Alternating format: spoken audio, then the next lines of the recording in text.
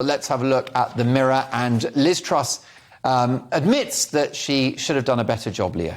Yeah, so Liz Truss refused to back down from her plan and failed 8 times to rule out cutting benefits in the state, but admitted that she learned from the market chaos. We've got a headline there saying Truss is finished. I don't know who said that, but yeah, basically, I mean, she should be cutting. A senior Tory. It sounds like Michael Gove. Yeah, probably Michael Gove.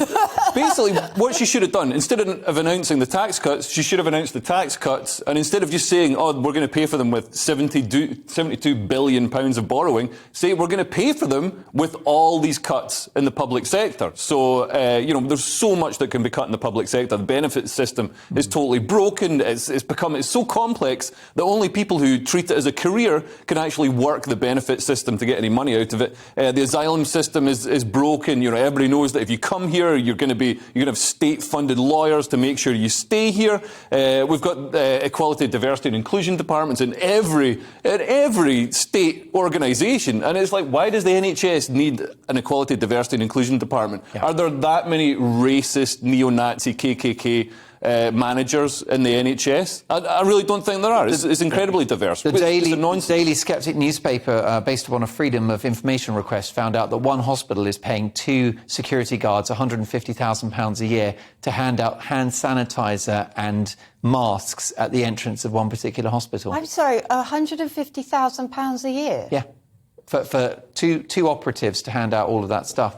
Easily, and I doubt they're getting all of it themselves, but through an agency, right? Through an agency, so there's a huge markup on top of their actual salaries. And quite often, what we saw, I mean, I worked in consultancy before I became a comedian, and honestly, the stuff I saw in the public sector was funnier. There are people. One organisation we were sent in to sort of restructure. The person running the IT department also had an agency who hired IT workers. So he was saying his department was hiring lots of people from his own agency. So it was like Putin-esque, just feathering his own nest. So he had a total incentive to hire as many people as he could from his own agency, because he's getting, 30 grand or whatever for each one in his pocket. There's also, I mean, the Arts Council can go. Anytime the government gets involved in creating art, it's terrible. Whoa. Let's maybe keep the Arts Council. No, it can go. Why?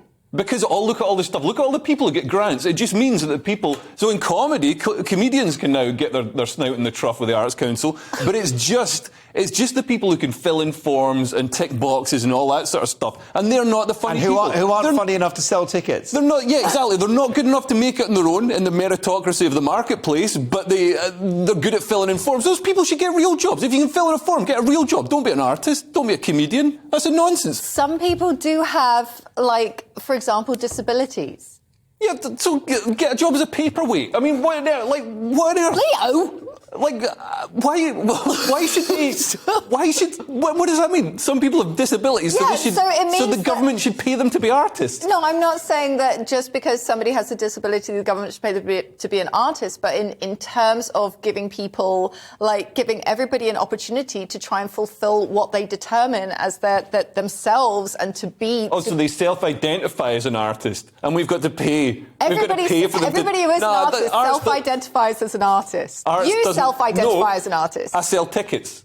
I sell tickets. The people buying my tickets identify as people who buy tickets. So I don't need to identify as anything. If you can sell tickets, fine, do it. Make some money in the marketplace. If you can't, don't scrounge off the government. Go and get a job.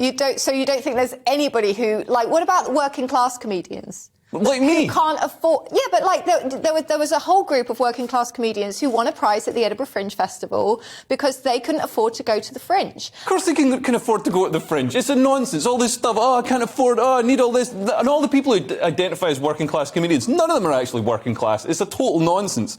They are! No, they're not.